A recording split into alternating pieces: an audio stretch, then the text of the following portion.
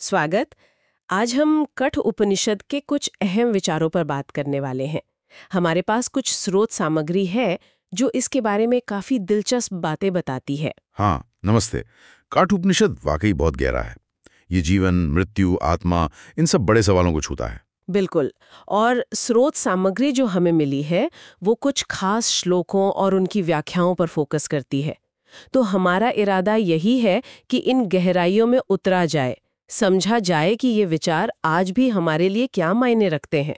हाँ, और काठ उपनिषद की एक खास बात ये भी है, मतलब इसका जो तरीका है कहने का, वो यमराज और नचिकेता का संवाद। हाँ, वो तो बहुत ही नाटकीय और मानवीय लगता है। सही कहा। बिल्कुल। तो ये सिर्फ सूखा फिलॉसफी नहीं है, ये जीवन को समझने की एक कोशिश है, और हमारे स्रोत भी इसी बात पर रोशनी डालते हैं। अच्छा, तो स्रोत सामग्री का जो पहला मुख्य विचार है वो है आत्मा ही ब्रह्म।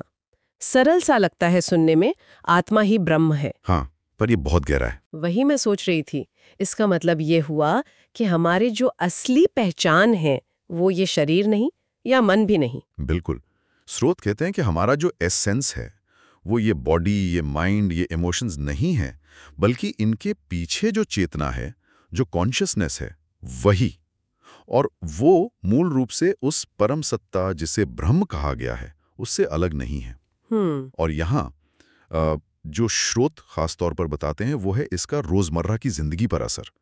ये कोई सिर्फ किताबी बात नहीं है। अच्छा, कैसे मतलब स्रोत कहते हैं कि जब हम इस विचार को धीरे धीरे समझने लगते हैं, महसूस करने लगते हैं, तो एक तरह की शांति आती है मन में। शांति। हाँ, और वो जो डर होते हैं ना हमारे, जैसे मौत का डर, कुछ खोने का डर, फेलियर का डर, अनिश्चितता का डर, हाँ हाँ, वो तो बहुत होते।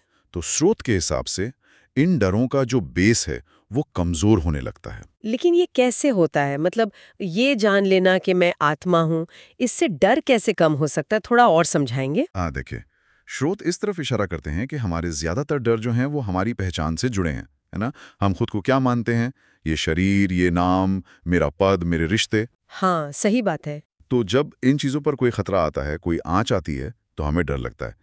लेकिन जब हम धीरे धीरे समझने लगते हैं या महसूस करने लगते हैं कि हमारी असली पहचान इनसे कहीं ज्यादा गहरी है, ज्यादा स्थायी है, वो आत्मा है जो जन्म मृत्यु के परे है, जो बदलती नहीं, तो फिर बाहर की दुनिया में जो भी उथल पुथल हो रही है, जो खतरे हैं, वो हमें उतना हिला नहीं पाते। हम चीजों को एक अलग नजरिए से, थोड़े शांत भाव से देख पाते हैं। हमारी स्टेबिलिटी का सेंटर जैसे बाहर से अंदर शिफ्ट होने लगता है। हाँ, ये समझ आ रहा है। एक तरह से हमारा जो एंकर है वो बदल जाता है। बिल्कुल। और स्रोत सामग्री में शायद कोई प्रैक्टिकल तरीका भी बताया है इसे करने का। हाँ, एक सुझाव है उसमें कि रोजाना कुछ मिनट, ज्यादा नहीं, शायद 5-10 मिनट शांति से बैठकर अपनी चेतना पर, अपने उस आत्मस्वरूप पर ध्यान लगाएं, फोकस करें। अच्छा, जैसे मेडिटेशन की तरह। हाँ, एक तरह से खुद को याद दिलाना कि मैं सिर्फ ये शरीर और मन नहीं हूं। स्रोत इसे आत्मस्मरण या आत्मचिंतन जैसा बताते हैं। जब हम शांत बैठते हैं, शायद अपनी सांस पर ध्यान देते हुए, और इस विचार को मन में लाते हैं, मेरा असली रूप आत्मा है, जो शांत है, पूरा है, ब्रह्म का ही हिस्सा है, तो धीरे धीरे ये सिर्फ एक इंटेलेक्चुअल आइडिया नहीं रहता, ये एक अनुभव की तरफ बढ़ सकता है। तो ये रोजमर्रा की भागदौड़ में जो हम खुद को भूल जाते हैं, उससे जुड़ने में मदद करता है। हाँ, बिल्कुल। स्रोत यही कहते हैं कि इससे एक अंदरूनी ताकत, एक स्थिरता महसूस हो सकती है। ठीक है, ये तो हुआ पहला महत्वपूर्ण विचार।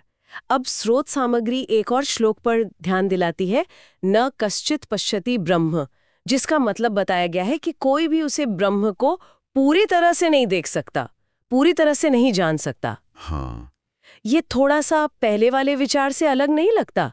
अगर आत्मा ही ब्रह्म है तो हम उसे पूरी तरह क्यों नहीं जान सकते? हाँ, ये बहुत अच्छा सवाल है, और स्रोत इसी विरोधाभास के गहरे मतलब को खोलते हैं। देखिए, उनका कहना है कि ये विरोधाभास हमें दो चीजें सिखाता है। एक तो ब्रह्म की प्रकृति, और दूसरी हमारी अपनी सीमाएं। अच्छा। ब्रह्म जो है वो अनंत है, असीम है। वो हमारी बुद्धि, हमारी भाषा, हमारी इंद्रियों की पकड़ से परे है। हम उसे डिफाइन नहीं कर सकते, उसे पूरी तरह से समझ नहीं सकते। जैसे कोई लहर पूरे समुद्र को नहीं समझ सकती, और समझ लिमिटेड है। हम उसकी झलक पा सकते हैं, उसका अनुभव कर सकते हैं, लेकिन उसे पूरी तरह से अपनी मुट्ठी में नहीं कर सकते। तो इसका मतलब हुआ कि ज्ञान की यात्रा कभी खत्म नहीं होती, हम हमेशा सीखते रहते हैं। निश्चित रूप से। और स्रोते कहते हैं कि ये हमें विनम्र बनाता है। विनम्र कैसे? ये हमें इंटेलेक्चुअल एरोगेंस से बचाता है। होता है ना, हमें लगता है हमने कुछ जान लिया तो हम बस ज्ञाता हो गए, एक्सपर्ट हो गए। हाँ हाँ, होता है। लेकिन ब्रह्म के मामले में उपनिषद याद दिलाते हैं कि जानने को हमेशा और भी है, और जो अल्टीमेट ट्रूथ है वो हमारी समझ से कहीं ज्यादा बड़ा है। तो ये हमें अपने ज्ञान की लिमिट्स को स्वीकार करना सिखाता है। हमें सोचने पर मजबूर करता है कि हम ज्ञान को देखते कैसे हैं। क्या वो जमा करने की चीज है, या खुद को और यूनिवर्स को बेहतर समझने का और ज्यादा विनम्र होने का एक जरिया? हाँ, ये ज्ञान को अहंकार का नहीं बल्कि विनम्रता का स्रोत बनाता है। ये बहुत दिलचस्प नजरिया है। बिल्कुल।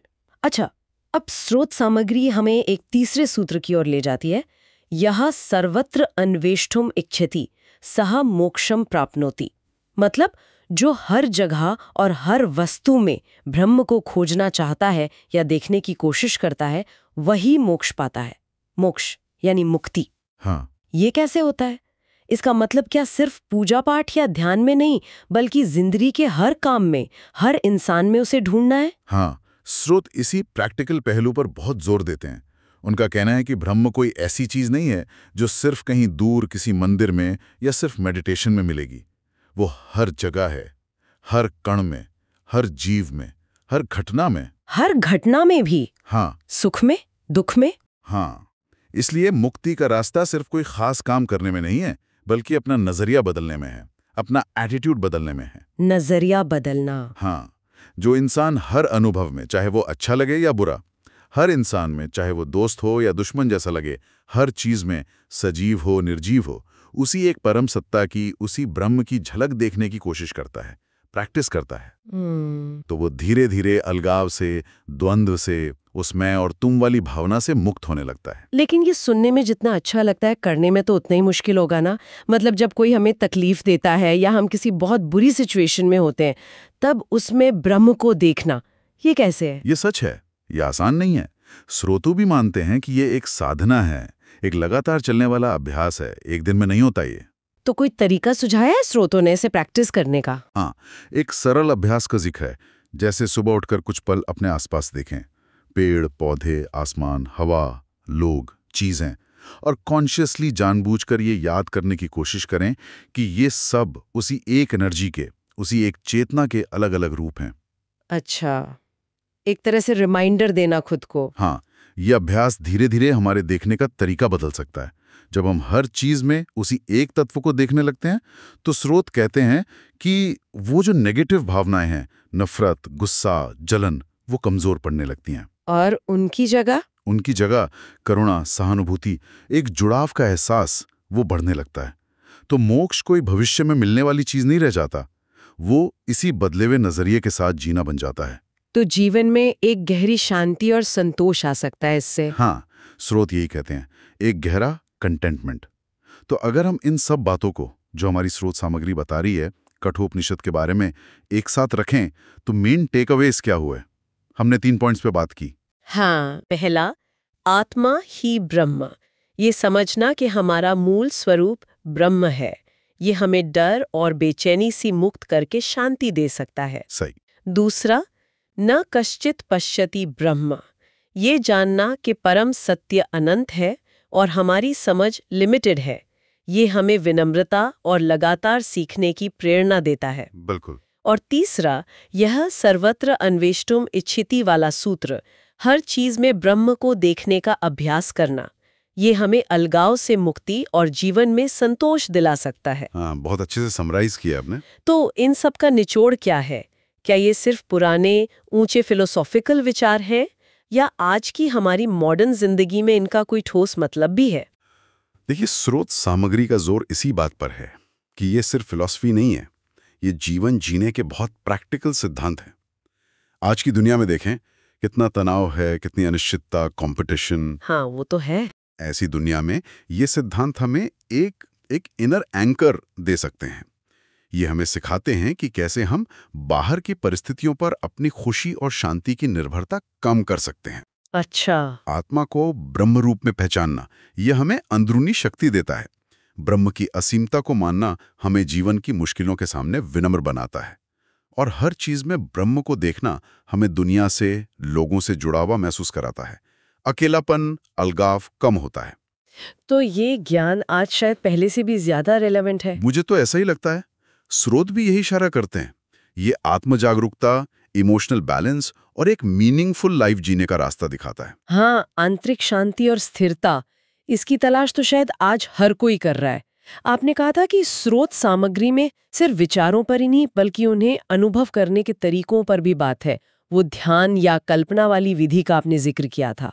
हाँ, स्रोत इस पर भी रोशनी डालते हैं कि ये जो एकता है आत्मा और ब्रह्म की, इसे महसूस कैसे करें। सिर्फ बुद्धि से समझना एक बात है और महसूस करना अलग। बिल्कुल। तो स्रोत एक सरल सी ध्यान विधि बताते हैं जिसे कोई भी ट्राई कर सकता है। कुछ मिनट शांति से बैठें, आंखें बंद करें, सांस पर ध्यान दें ताकि मन थोड़ा शांत हो जाए। फिर कल्पना करें, इमेजिन करें कि आपके चारों ओर एक डिवाइन, सुनहरी ऊर्जा या रोशनी फैली हुई है, जैसे यही ब्रह्म की ऊर्जा है। और फिर ये महसूस करने की कोशिश करें कि आप अलग नहीं हैं, आप इसी ऊर्जा का हिस्सा हैं। आप और ये ऊर्जा एक ही हैं। मतलब उस एकता को फील करने की कोशिश। हाँ, कुछ देर उस भावना में, उस एकता के अनुभव में टिकने की कोशिश करें। ये दिलचस्प है। ये इंटेलेक्चुअल समझ को एक इमोशनल या कहें कि एक एक्सपीरियंशियल लेवल पर ले जाने की कोशिश है। सही कहा। ये इसे सिर्फ थ्योरी से ज्यादा बनाता है। बिल्कुल। स्रोत का इशारा यही है कि उपनिषदों का ज्ञान सिर्फ पढ़ने सुनने के लिए नहीं है, ये अनुभव करने के लिए।